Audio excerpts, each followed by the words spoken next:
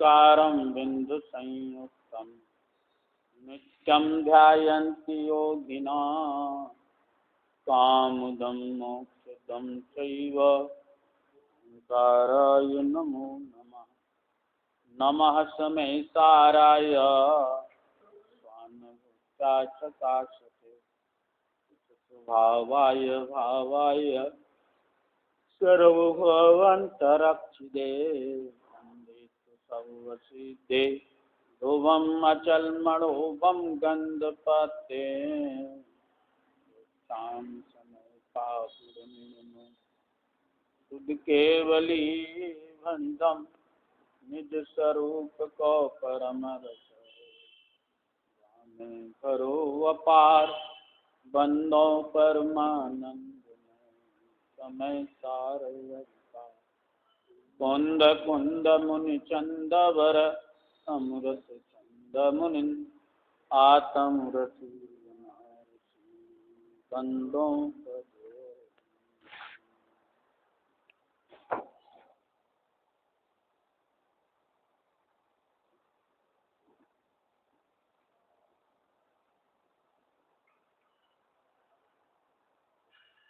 श्रीमद् भगवत कुंद कुंद देव द्वारा रचित समय सार जी परमागम की 80, 81, 82 गाथा में कहा कि जीव के परिणाम का निमित्त होने से उद्गल कर्म रूप परिणमन करते हैं और उद्गल कर्म के निमित्त से जीव विकारी परिणाम रूप परिणमन करता है। इस प्रकार वे एक दूसरे के परिणमन में निमित्त हैं पर उनके कर्ता नहीं। अब प्रश्न आता है कि इस हेतु से यह निश्चित हुआ कि जीव का अपने परिणामों के साथ कर्ता कर्म भाव है और भोक्ता भोग्य भाव है। वह किस प्रकार?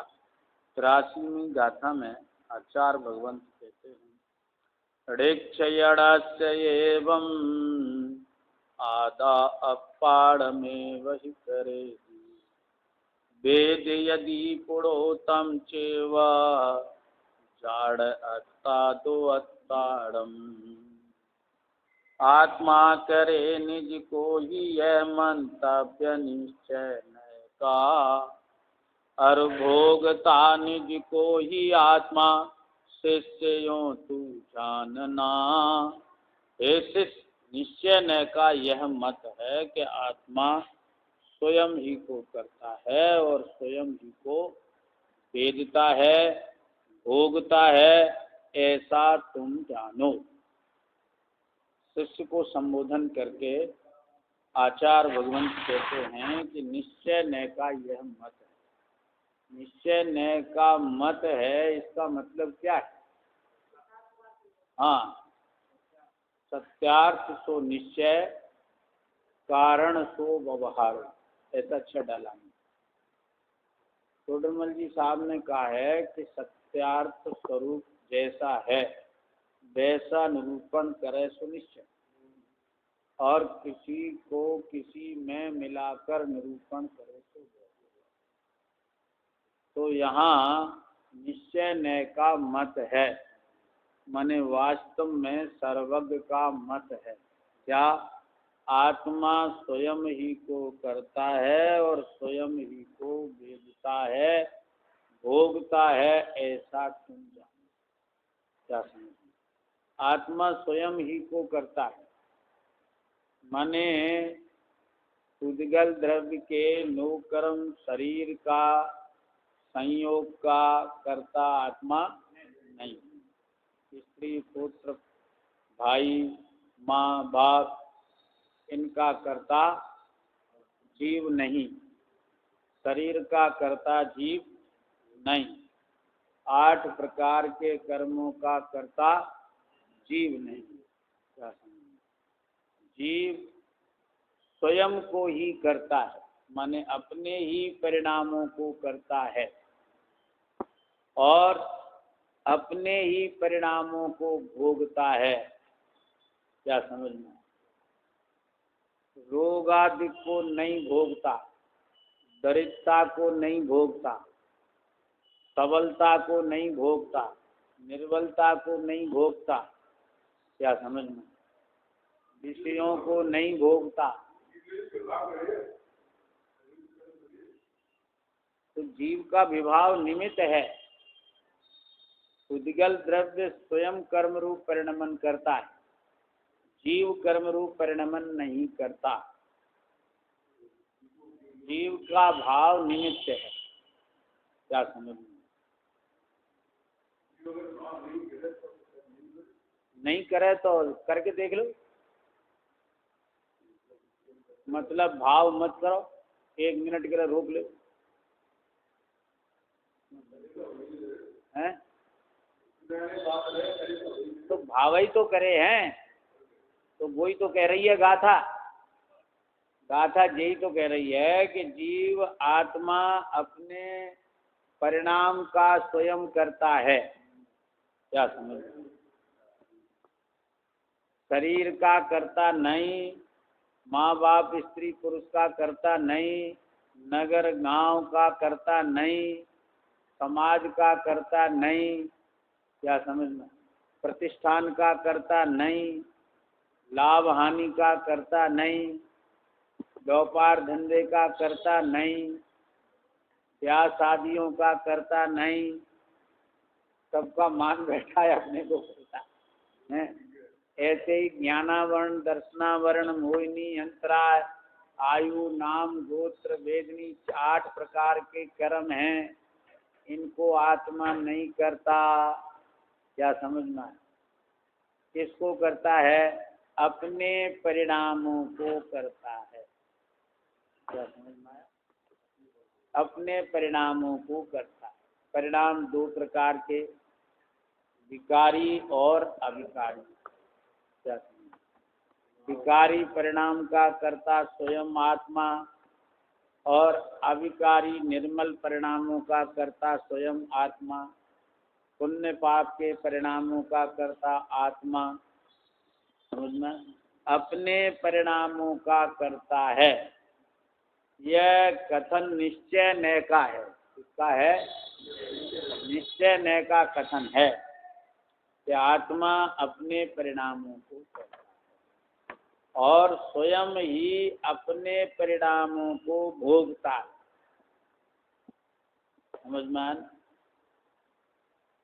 विषयों को नहीं भोगता, सुख दुख को नहीं भोगता, सबलता निर्बलता को नहीं भोगता, सुंदरता असुंदरता को नहीं भोगता, क्या समझ में, पुण्य पाप कर्मों को नहीं भोगता।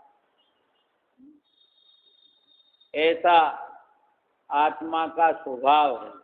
किसको भोगता है, कि अपने परिणाम को भोगता है, अपने ही परिणाम को करता है और अपने ही परिणाम को भोगता है। राग के कारण दुख भोगता है और राग के अभाव में सुख भोगता है। टीका में आचार्य अमृतचंद्र देव आत्मख्याति टीका रचते हैं, उसका यहाँ भाषा टीका है। यहाँ पहले दृष्टांत देते हैं, माने पहले दृष्टांत देते हैं, फिर उसका दाष्टान्त सिद्धांत बतलाते हैं। दृष्टांत सिद्धांत से भी बड़ा दिखाई दे रहा है, पूरा पैराग्राफ दृष्टांत का है। दृष्टांत क्या है कि जिस प्रकार पवन के चलने और न चलने के निमित्त से समुद्र में तरंगों के उठने और विलय होने पर 2 अवस्थाएं होती हैं, उन अवस्थाओं के समय पवन और समुद्र में परस्पर व्यापक भाव का अभाव होने से, कर्ता कर्म भाव की असिद्धि होने से, समुद्र स्वयं अंतर्व्यापक होकर उन अवस्थाओं के आदि मध्य अंत में व्याप्त होकर उत्तरंग और निस्तरंग रूप स्वयं ही को करता हुआ, अर्थात स्वयं एक को ही करता हुआ प्रतिभाषित होता है, किसी अन्य को करता हुआ प्रतिभाषित नहीं होता। इसी प्रकार उस पवन और समुद्र में भाव्य भावक भाव का अभाव होने से, पर भाव का पर के द्वारा अनुभव किए जाने की असमर्थता होने से, वही समुद्र उत्तरंग निस्तरंग स्वरूप स्वयं ही को अनुभवता हुआ प्रतिभाषित होता है, किसी अन्य को अनुभवता हुआ प्रतिभाषित नहीं होता।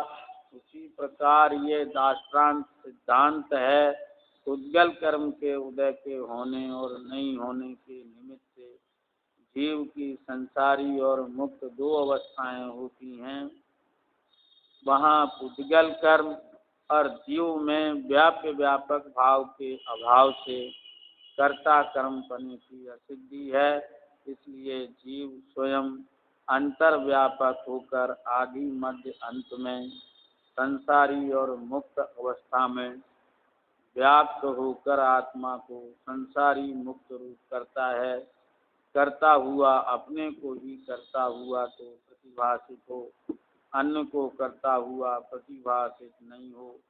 इसी प्रकार यह जीव भाव्य भावक भाव का अभाव होने से, दूसरे के भाव का दूसरे के द्वारा अनुभव करने में असमर्थता होने से, संसारी मुक्त रूप स्वयं आत्मा ही को अनुभवता हुआ अर्थात स्वयं ही को अनुभवता हुआ अनुभव करता हुआ प्रतिभासमान हो, अन्य नहीं। देखो यहाँ पहले दृष्टांत देते, क्योंकि दृष्टांत समझ में आ गया तो फिर सिद्धांत भी समझ में आ गया। यहाँ समुद्र और पवन का दृष्टांत देते, क्या समझ? पवन के चलने और न चलने के निमित्त से समुद्र में तरंगों के उठने और विलय होने रूप दो अवस्थाएं होती हैं। समुद्र की दो प्रकार की अवस्था, एक का नाम निस्तरंग और एक का नाम उत्तरंग, माने एक तरंग रूप है और एक तरंग रहित। जो तरंग रूप अवस्था है उसमें पवन चलने का निमित्त है, और जो समुद्र की निस्तरंग अवस्था है उसमें पवन न चलने का निमित्त। पर पवन पवन में है, समुद्र में नहीं है। समुद्र की तरंग समुद्र में उठती है, समुद्र की तरंग समुद्र में उठती है और समुद्र ही तरंग रूप से उछलता है। समझ में आया ना? समुद्र ही, ऐसा नहीं है कि समुद्र अंदर है और तरंग ऊपर है। क्या समझ? समुद्र ही तरंग रूप परिणमता है। क्या समझ? इसलिए समुद्र ही तरंग का करता है, क्योंकि तरंग रूप से वो अगाध, जो समुद्र क्या है, अगाध जल है। वो जल का लहरना, उसका ही नाम तो तरंग है। जल का समुदाय तरंग है और जल का लहरना उसका नाम तरंग है। जैसे गुणों का समुदाय द्रव्य है और गुणों का परिणमन, गुणों का लहरना परिणमन वो पर्याय है। क्या समझ? तो जब गुणों का समूह द्रव्य है और गुणों का परिणमन पर्याय है, तो द्रव्य से भिन्न पर्याय की मान्यता केवल कल्पना है। क्या समझ? ऐसा है ही नहीं, वस्तु का स्वरूप ही नहीं। समुद्र ही तरंग रूप से लहराता है और उसकी तरंग रूप अवस्था में पवन का निमित्त, पवन चलने का निमित्त। और जब समुद्र निस्तरंग रूप होता है तब उसमें पवन का नहीं चलना निमित्त है। क्या समझ में? लेकिन पवन का चलना पवन में है और समुद्र की अवस्था समुद्र में है। समुद्र स्वयं निस्तरंग रूप और तरंग रूप परिणमता है। समुद्र उसमें व्याप्य, तरंग और निस्तरंग में व्यापक है इसलिए समुद्र और तरंग में व्याप्य व्यापक भाव होने से समुद्र तरंगों का करता है, पवन का करता नहीं है।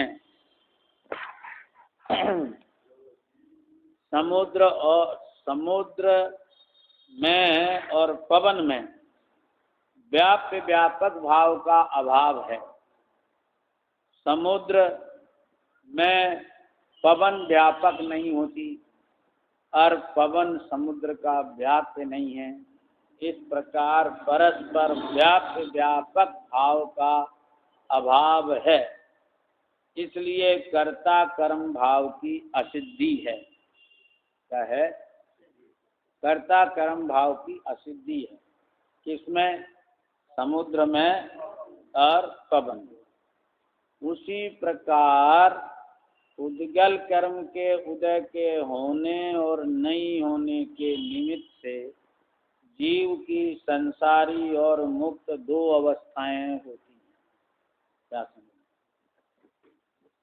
देखो, यहाँ उद्गल कर्म का उदय और संसारी और जीव, इन दो की बात चल रही। एक निमित्त है और एक अपने परिणाम को उपादान रूप से करता है। अपने परिणामों में व्यापक है और परिणाम व्याप्य है। इस प्रकार जीव अपनी संसार और मुक्त दो अवस्थाएं होती हैं। मूल में दो ली, संसारी और मुक्त। और तत्वार सूत्र में आता है संसारणो मुक्ताश्च। क्या समझे? तो उसको तो अध्यात्मी लोग कह देते हैं, अरे जी तो मोक्ष शास्त्र ज्ञान प्रधान है। क्या समझ?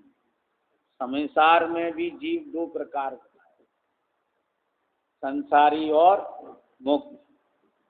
आप कहेंगे जीव नहीं, पर्याय दो हैं। पढ़ो तो सरा जरा। जीव दो प्रकार दो परिणमता है कि पर्याय दो प्रकार परिणमती हैं।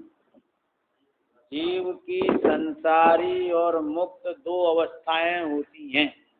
किसकी होती हैं? जीव की दो अवस्थाएं होती हैं, संसारी और मुक्त। क्या समझना? अब ये दो हुई, फिर इनके भेद प्रभेद बहुत होते हैं। क्या समझना? अब मोक्ष शास्त्र में संसारी त्रस और स्थावर कहा है। क्या समझना?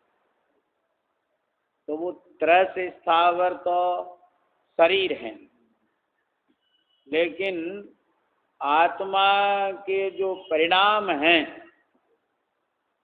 राग देश मोह रूप, उसका नाम संसार अवस्था है। क्या समझ? और वितराग सर्वज्ञ रूप जो आत्मा का परिणाम है, उसका नाम मुक्त अवस्था है। इन दोनों के बीच में एक अवस्था और है। क्या? मोक्ष मार्ग, साधक अवस्था। क्या समझ?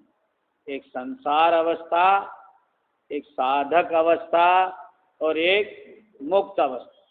तो संसारी और मुक्त कहने से साधक भी यहाँ ग्रहण कर लेना चाहिए। तो साधक अवस्था, संसारी अवस्था, साधक अवस्था और मुक्त अवस्थाएं, इस प्रकार ये जीव की तीन अवस्थाएं होती हैं। क्या समझना? तो ये अवस्थाएं किसकी हैं? पहले तो ये निर्णय जीव की हैं। ये कौन से नय का मत है? निश्चय का कि व्यवहार? निश्चय का। तो इसका क्या अर्थ हुआ कि वास्तव में संसार, साधक और मोक्ष तीनों अवस्था रूप जीव ही परिणमता है। क्या समझना? उद्गल नहीं परिणमता, जीव परिणमता है। ये जीव की अवस्थाएं हैं। क्या समझना? उद्गल कर्म का उदय तो निमित्त है। क्या है? उद्गल कर्म का उदय तो निमित्त है। उद्गल कर्म के निमित्त से जीव संसारी साधक मुक्त अवस्था रूप होता है, पर उद्गल कर्म निमित्त है, जीव स्वयं इन अवस्था रूप परिणमता है। यदि जीव ना परिणमे तो उद्गल कर्म भी निमित्त ना होवे, और जीव परिणमे तो उद्गल कर्म भी निमित्त होता है।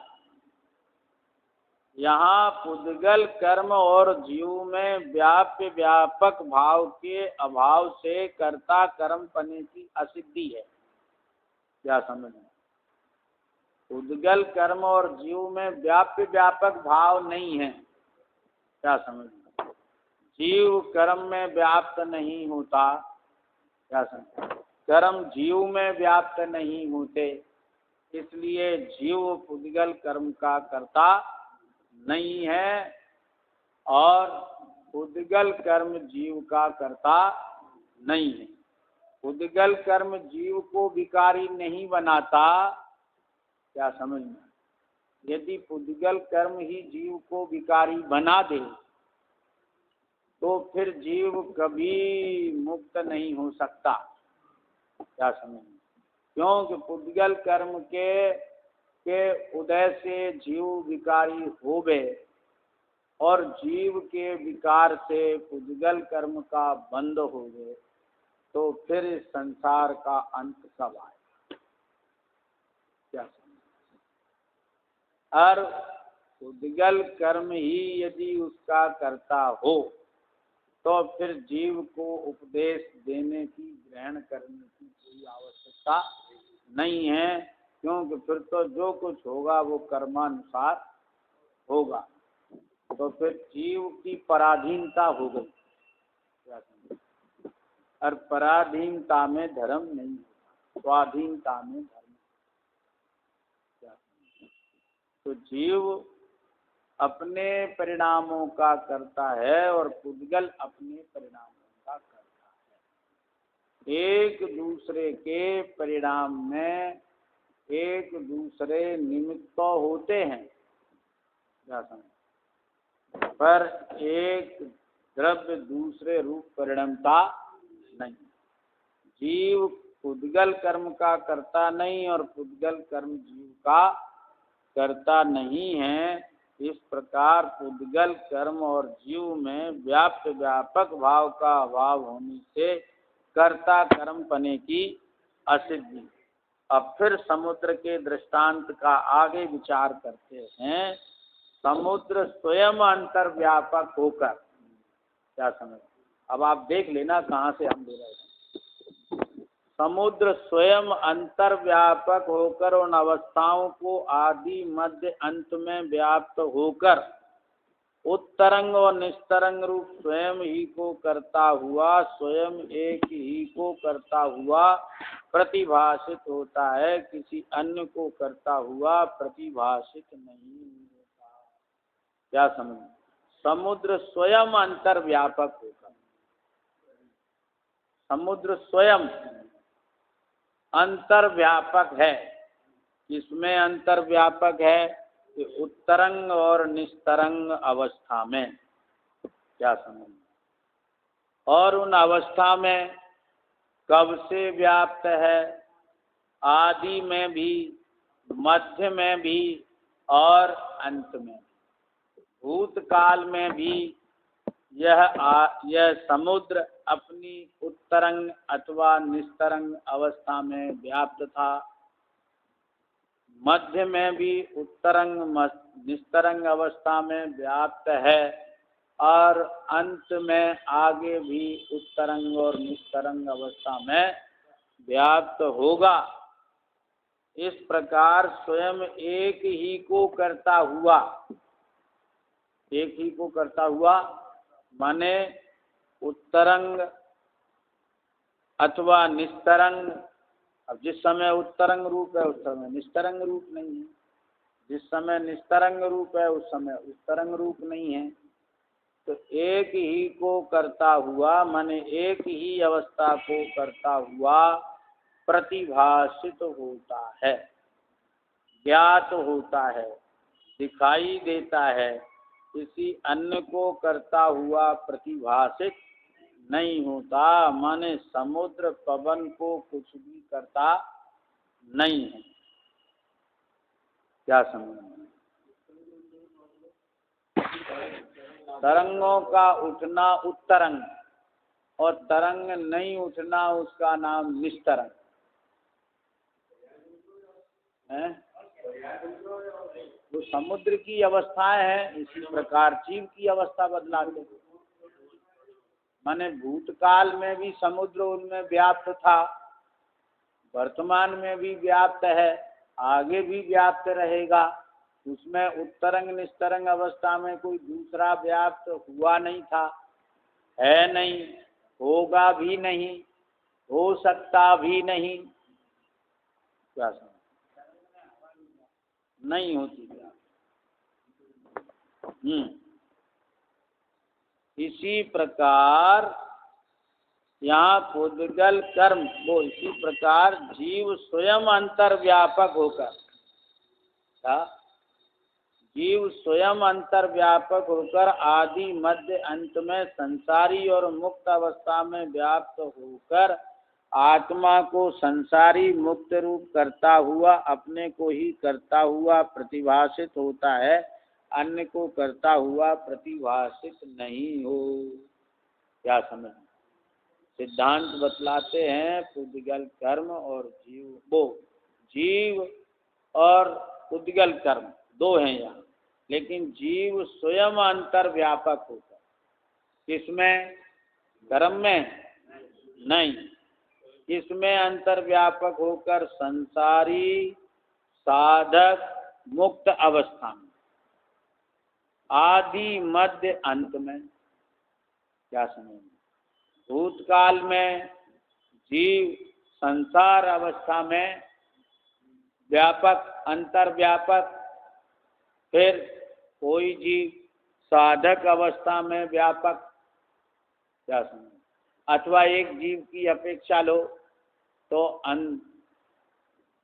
भूतकाल में संसार अवस्था में व्यापक था, फिर वह साधक अवस्था में व्यापक हुआ और आगे मुक्त अवस्था में व्यापक होगा।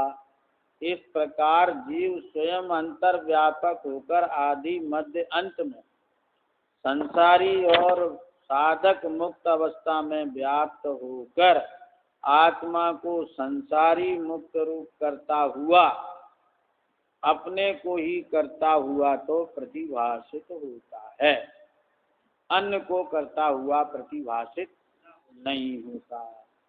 माने जीव राग देश मोह रूप परिणाम को स्वयं ही अंतर्व्यापक होकर करता है। क्या समझ? संसार अवस्था माने राग देश मोह के परिणाम में स्वयं अंतर्व्यापक होकर आत्मा करता है, पुण्य पाप के परिणाम में अंतर्व्यापक होकर आत्मा करता है। क्या समझना? शरीर की क्रिया का करता नहीं, कर्म की क्रिया का करता नहीं, पूजा की क्रिया का करता नहीं, पूजा में बोले गए वचनों का करता नहीं। क्या समझ में? पूजा की सामग्री का करता नहीं, पर जो अंतर में भक्ति का भाव आया है, जो गुणानुराग हुआ है देव शास्त्र गुरु में, उन भावों का जीव करता है, कोई दूसरा करता नहीं।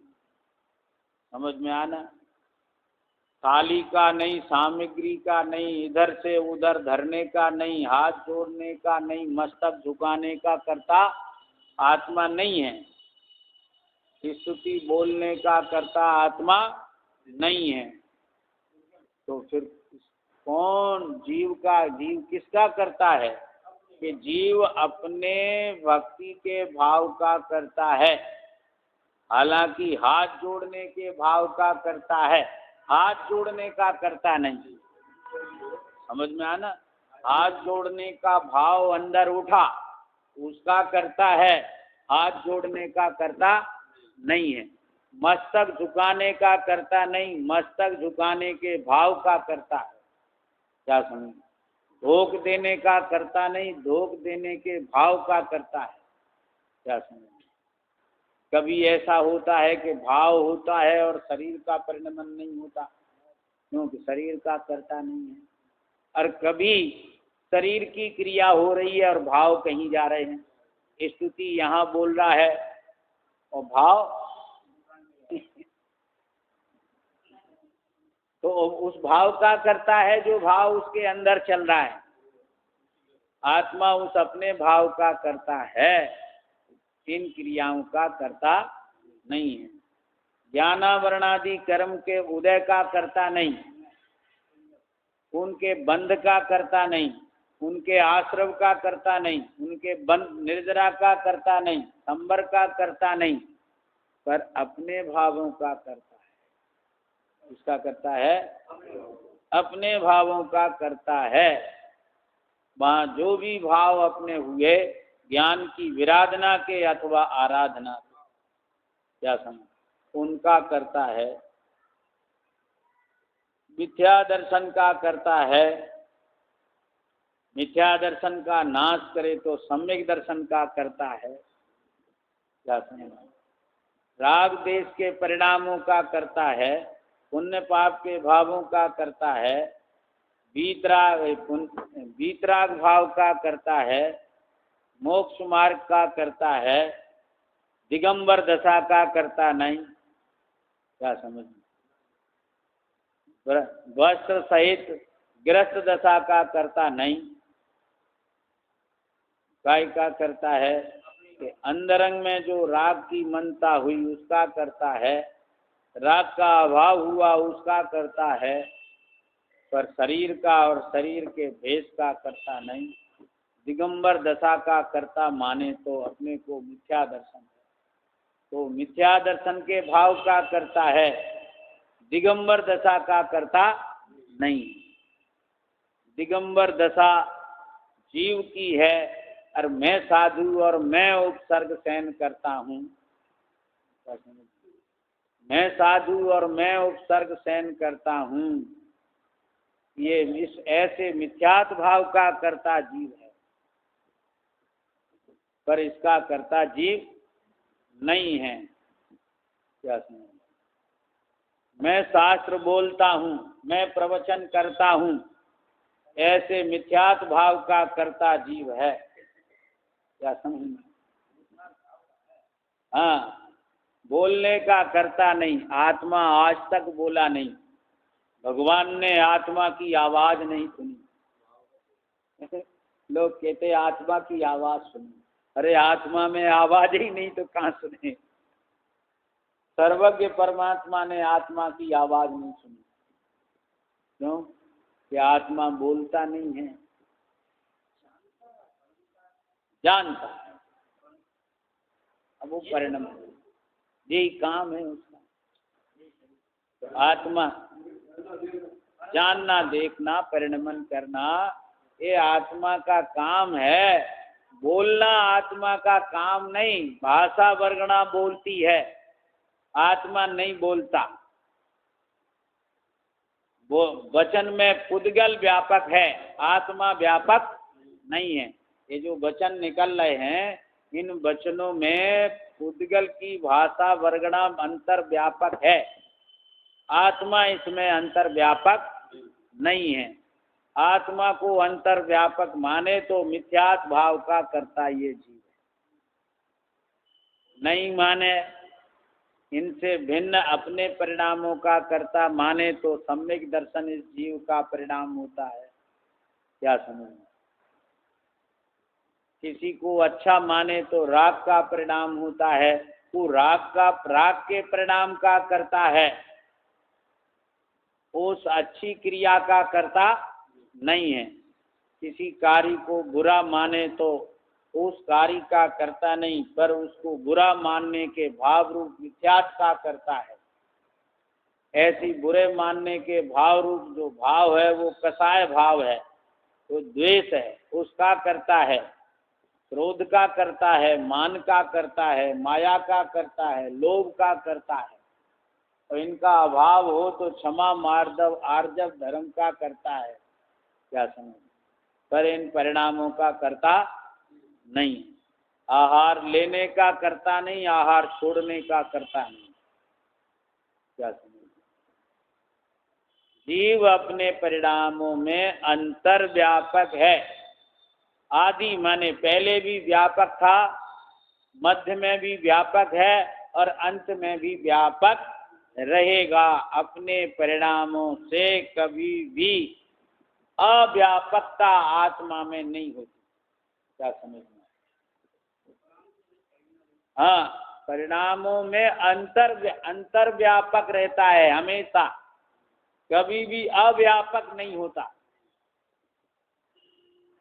सदा अंतर्व्यापक। आदि में भी अंतर्व्यापक, मध्य में भी अंतर्व्यापक, अंत में भी अंतर्व्यापक, भूत में भी अंतर्व्यापक, वर्तमान में भी अंतर्व्यापक और भविष्य में भी अंतर्व्यापक रहता है। यह आत्मा अपनी अवस्था में, चाहे अवस्था संसार रूप हो, चाहे साधक रूप हो और चाहे मुक्त रूप अवस्था हो, अपनी अवस्था में अंतर्व्यापक होकर, ये अवस्था में व्याप्त होकर आत्मा को संसारी मुक्त रूप करता है। किसको? आत्मा को अवस्था रूप करता है, पर्याय रूप करता है। नया अध्यात्म कहता है कि पर्याय, हम पर्याय को मानते हैं ऐसा नहीं है, मानते नहीं है ऐसा नहीं है, मानते हैं। कैसा मानते हैं? पर्याय को पर्याय में मानते हैं और द्रव्य को द्रव्य में मानते हैं। क्या समझ में आया? पर ऐसा सर्वज्ञ परमात्मा ने तो दोनों को जुदा देखा नहीं। क्या समझ? शास्त्रों में ऐसा आया नहीं। तुम मानते हो तो शास्त्रानुसार नहीं है। क्या समझ? आत्मा को संसारी मुक्त रूप करता हुआ, देखो जैसा अभिप्राय होता है वैसे वचन निकलते हैं। तुम्हारे वचन ऐसे निकलते हैं कि पर्याय में होता है। क्या समझ में? द्रव्य में नहीं होता। अब ऐसे वचन आचार्यों के क्यों नहीं निकले? आप कहते हो कि आचार्य का ऐसा अभिप्राय है, तो तुम्हारे अभिप्राय अनुसार तुम्हारे वचन निकले, तो उनके वचन निकले वो उनके अभिप्राय अनुसार हैं। क्या समझ? वे पर्याय को द्रव्य से भिन्न मानते हैं तो उनके वचन भी तुम्हारी तरह निकलते। क्या समझ में? उनको एकत्व है द्रव्य पर्याय में, इसीलिए वचन ऐसे निकलते हैं कि आत्मा को संसारी मुक्त रूप करता हुआ। आत्मा को, किसको? आत्मा को, ऐसा नहीं पर्याय, पर्याय को। कि कहाँ की बात आ गई कि पर्याय पर्याय को करती है। एक नई परिभाषाएं दिगंबर जैन संप्रदाय के नाम से प्रचलित हो गई। क्या? आत्मा को संसारी मुक्त रूप करता हुआ। किसको? आत्मा संसारी मुक्त रूप करता हुआ, अपने को ही करता हुआ तो प्रतिभाषित हो, अन्य को करता हुआ प्रतिभाषित। जीव अपने को करता हुआ प्रतिभाषित हुआ, ज्ञानियों को अन्य का करता हुआ प्रतिभाषित नहीं हुआ। जिसको अन्यथा प्रतिभासवान हो उसका ज्ञान मिथ्या है। अपने को ही करता हुआ प्रतिभाषित हो, अन्य को करता हुआ प्रतिभाषित नहीं हो। इसलिए आत्मा अपने परिणामों में अंतर्व्यापक होकर अपने को करता है। अब इस गाथा में एक बात कही थी, उसकी ये टीका होगी। दूसरी बात और क्या कही इस गाथा में? एक कर्ता की कही, एक भोक्ता की। क्या समझ? आत्मा स्वयं को ही करता है, इसकी व्याख्या हो। अब गाथा में दूसरी बात है कि आत्मा स्वयं ही को वेदता है, भोगता है। क्या समझ में?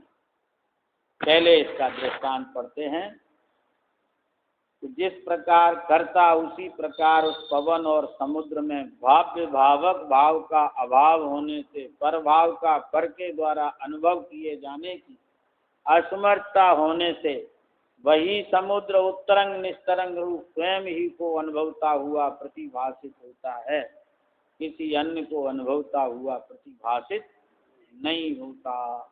पवन और समुद्र में भाव्य भावक भाव, भोक्ता भोग्य भाव, क्या भोक्ता भोग्य भाव का अभाव होने से समुद्र पवन को भोगती है और पवन उसका भोग्य है और समुद्र उसको भोगता है। ऐसे भोक्ता भोग्य भाव का अभाव है। इसलिए परभाव का पर के द्वारा अनुभव किए जाने की असमर्थता होने से, क्या समझ, परभाव समुद्र के लिए पवन है, उसको पर के द्वारा माने पवन के द्वारा अनुभव किए जाने की असमर्थता है। से वही समुद्र उत्तरंग निस्तरंग रूप स्वयं ही को अनुभवता हुआ प्रतिभासित होता है। वही समुद्र जिसकी बात अभी कर्ता की थी, वही समुद्र उत्तरंग निस्तरंग स्वरूप स्वयं ही को अनुभवता है, माने भोगता हुआ प्रतिभासित होता है। माने वह समुद्र स्वयं ही उत्तरंग रूप से रहता है, शांत रहता है समुद्र। वो उत्तरंग रूप से माने समुद्र उछलता है, उन तरंगों को समुद्र भोगता है।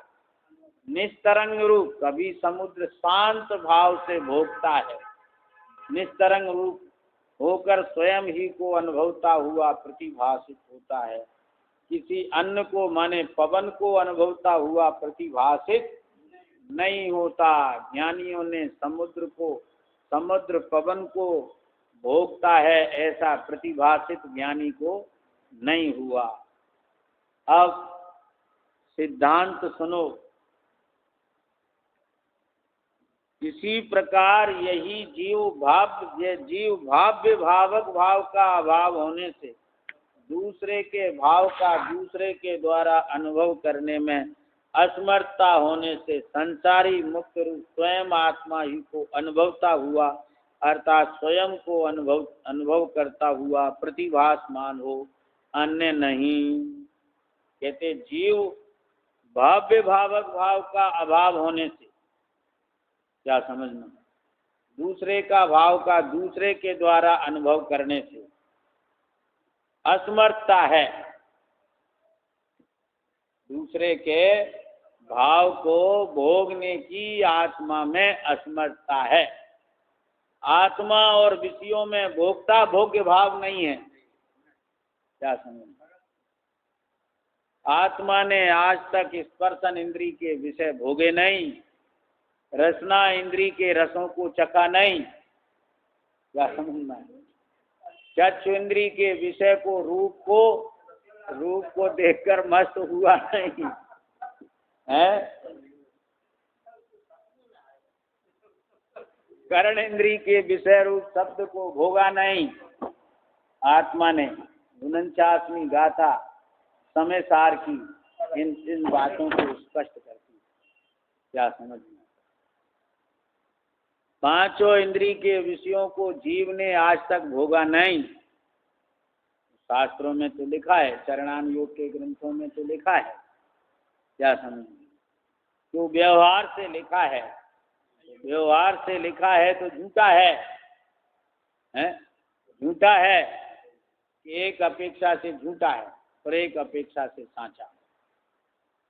झूठा क्यों है कि उन विषयों को जीव ने कभी भोगा नहीं, उनको छुआ नहीं, उनका संवेदन किया नहीं, इसलिए झूठा है।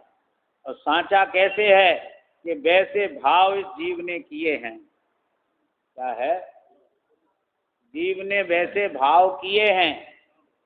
स्पर्शन इंद्री के विषयों को छूने का भाव किया है, रसना इंद्री के विषयों को चखने का भाव किया है, घ्राण इंद्री के विषय को सूंघने का भाव किया है, चक्षु इंद्री के विषय को देखने का भाव किया है और कर्ण इंद्री के विषय को सुनने का भाव किया है। क्या, फिर भी स्पर्शन इंद्री ने स्पर्श को छुआ नहीं। क्या समझना, वो स्पर्शन इंद्री नहीं, आत्मा ने स्पर्शन इंद्री के विषयभूत स्पर्श को छुआ नहीं रसना इंद्री के विषयभूत रस को चखा नहीं, घ्राण इंद्री के विषयभूत गंध को सूंघा नहीं, कर्ण इंद्री के विषयभूत रूप को देखा नहीं, और वो चक्षु इंद्री के विषयभूत रूप को देखा नहीं, कर्ण इंद्री के विषयभूत शब्द को सुना नहीं। क्या समझ, और जान सबको लिया। क्या समझ, वो भाव किया है। चरणान योग में निषेध क्यों किया कि भोग नहीं भोगे, भोगों का भाव किया है। सचमुच में तो जिसको भोगी कहता है चरणान योग, द्रव्यान योग उसको नपुंसक कहता है। समझ में आ? क्यों कि चरणान योग संयोग की अपेक्षा से कहता है कि ये जीव विषय भोग भोगता है। द्रव्यान योग एक आत्म द्रव्य को मुख्य करके कहता है कि भोगने का भाव करता है पर भोग सकता नहीं, इसलिए इसका भाव नपुंसक। सच है भाई, में क्या ये नपुंसक भाव का भोगता है। समझ में आया ना? किस भाव का भोगता है? वो नपुंसक भाव का भोगता है। वो नपुंसक भाव उसका भोग्य है और आत्मा उसका भोगता है। पांच इंद्री के विषय भोग्य नहीं और ये उसका भोगता नहीं है। भोक्ता मानता है, उनको भोग्य मानता है, इसी का नाम मिथ्यात भाव है। उस मिथ्यात भाव का ये भोक्ता है। क्या समझ? उन भोगों में सुख की कल्पना करता है, ऐसे कसाय भाव का भोक्ता है। इसका भोक्ता है कसाय भाव का भोक्ता है। अनिष्ट विषयों में दुख की कल्पना करता है, ऐसी दुखी कल्पना रूप भाव का भोक्ता है। उन अनिष्ट विषयों का भोक्ता नहीं है। वे इस आत्मा को दुखी नहीं बनाते, ये स्वयं अपने दुख भाव का वेदन करते हुए दुखी होता है, स्वयं सुख भाव का वेदन करते हुए सुखी होता है। क्या समझ? और साता असाता के उदय को आत्मा भोगता नहीं है। क्या समझ? आत्मा से उसका भोक्ता भोग्य संबंध नहीं है। जैसे कर्ता कर्म नहीं, ऐसे भोक्ता भोग्य संबंध भी नहीं है। इसलिए आत्मा इन भाव्य भावक भाव का अभाव है। आत्मा में और कर्म में अभाव होने से दूसरे के भाव को दूसरे के द्वारा अनुभव करने में असमर्थ है। इसलिए कर्म के भाव को आत्मा अनुभव करता नहीं। नो कर्म का आत्मा अनुभव नहीं करता, द्रव्य कर्म का आत्मा अनुभव नहीं करता, भाव कर्म का आत्मा अनुभव नहीं करता, अपने विकारी भावों का अनुभव करता है। समझ में आना? वो पुद्गल रूप जो कर्म का उदय रूप जो भाव कर्म है उसका अनुभव नहीं करता, उसको ये नहीं भोगता। क्या समझ में? अपने विकारी भावों का भोगता है। और भेद ज्ञान हो जाए तो अपने सम्यक दर्शन का भोगता है, अतीन्द्रिय सुख का भोगता है। क्या समझ में? और मोक्ष दशा में अतीन्द्रिय आनंद रूप अव्यावाद सुख का भोगता है। क्या समझ? इस प्रकार पर का अनुभव करने में असमर्थता होने से संसारी मुक्त रूप स्वयं आत्मा ही का अनुभवता हुआ, अर्थात स्वयं ही को अनुभव करता हुआ प्रतिभासमान हो, अन्य नहीं। संसारी और मुक्त अवस्था किसी भी अवस्था में हो, यह आत्मा अपने को ही भोगता है, अपने को ही अनुभवता है। समझ में आया ना? रस को नहीं चखता, अपने ज्ञान का ही स्वाद लेता है। भ्रम हो जाता है कि मैं रस को चखता हूँ। क्या समझ? भ्रम हो जाता है कि मैं ठंडे गर्म स्पर्श को स्पर्शता हूँ। सचमुच में आत्मा अपने ज्ञान का ही स्वाद लेता है, ज्ञान को ही चखता है, ज्ञान को ही भोगता है। आगे भावार्थ में और संक्षेप में लिखा है सारभूत बात आत्मा की संसारी मुक्त अवस्था परद्रव्य स्वरूप उद्गल कर्म के निमित्त से है। आत्मा उन अवस्था रूप स्वयं ही परिणमन करता है, इसलिए आत्मा स्वयं ही का कर्ता भोक्ता है। निमित्त मात्र पुद्गल कर्म का तो कर्ता भोक्ता नहीं है। आत्मा की संसारी मुक्त अवस्था परद्रव्य स्वरूप उद्गल कर्म के निमित्त से है। क्या समझना? तो संसारी अवस्था भी कर्म के निमित्त से है और मुक्त अवस्था भी कर्म के निमित्त से है कि एक में उदय और एक में अनुदय निमित्त है। क्या समझ? आत्मा उन अवस्था रूप स्वयं ही परिणमन करता है, कर्म परिणमन नहीं करता। कर्म उस अवस्था में अंतर्व्यापक नहीं होता। क्या समझ? ये भी एक कल्पना लोक की बात है कि अज्ञानी के विकार में पुद्गल कर्म अंतर्व्यापक है। वो ज्ञानी के विकार में, माने अज्ञानी के विकार में कर्म अंतर्व्यापक नहीं हो पाया, लेकिन ज्ञानी पे उसकी चाल चल गई तो ज्ञानी के विकार में पुद्गल अंतर्व्यापक हो गया। कैसी कैसी व्याख्या समय सार के नाम पर प्रचलित हो गई। महाविपरीत है ये, महाविपरीत है। न ज्ञानी के भावों में अंतर्व्यापक हो सकता है कर्म, न अज्ञानी के भावों में। समझ में आया ना? और न विकार में कर्म व्यापक है और न निर्मल अवस्था में, अविकारी अवस्था में। और विकार का कर्ता भी आत्मा और अविकारी पर्याय का भी कर्ता आत्मा। क्या समझ में आया? पहले कह दिया कि विकार का कर्ता नहीं है, निर्मल पर्याय का कर्ता है। अब यहाँ संसारी मुक्त अवस्था लिखी है, वहाँ बस यही नहीं लिखा था। लिखा तो 49 कलश में स्पष्ट था क्या कि पर्याय द्रव्य में व्यापक है और पर्याय व्याप्य है। वहाँ विकारी अविकारी शब्द नहीं था, संसारी मुक्त अवस्था शब्द नहीं था, तो वहाँ लगा लिया कि यहाँ निर्मल पर्याय में तो व्याप्त है ज्ञानी आत्मा, विकारी पर्याय में आत्मा व्याप्त नहीं है। ऐसे अर्थ निकाल। क्या समझ? तो अर्थ निकलते हैं। हाँ, अरे विकारी अविकारी संसार मुक्त अवस्था में आत्मा व्यापक है। इस संसार अवस्था में तो अज्ञानी का आत्मा व्यापक है, तो मुक्त अवस्था में कौन सा व्यापक है? अज्ञानी के ज्ञानी। साधक अवस्था में कौन व्यापक है? हैं? ज्ञानी का आत्मा व्यापक है ना। तो ये भेद ही नहीं डालना था कर्ता कर्म में, ये भेद ही नहीं डालना था कि निर्मल पर्याय में व्यापक है आत्मा और विकारी पर्याय में नहीं।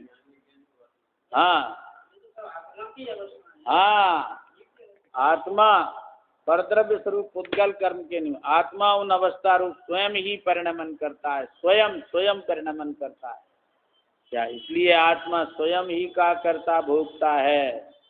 इसका कर्ता भोगता है, स्वयं ही का कर्ता भोगता है।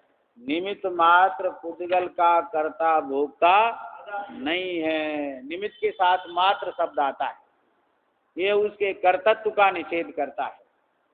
क्या समझ? निमित्त मात्र पुद्गल कर्म कैसा है कि निमित्त मात्र है। वह पुद्गल कर्म जड़ कर्म घुमाता है मुझको, ये मिथ्या भ्रांति रही। मैं राग द्वेष किया करता जब परिणत होती जड़ केरी। ये इस गाथा के ऊपर लिखा गया। जड़ कर्म घुमाता है मुझको, ये मिथ्या भ्रांति रही। मैं राग द्वेष किया करता जब परिणत होती जड़ केरी।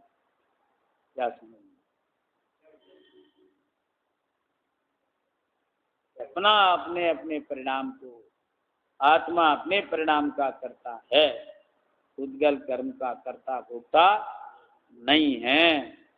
इस प्रकार 83 गाथा की व्याख्या।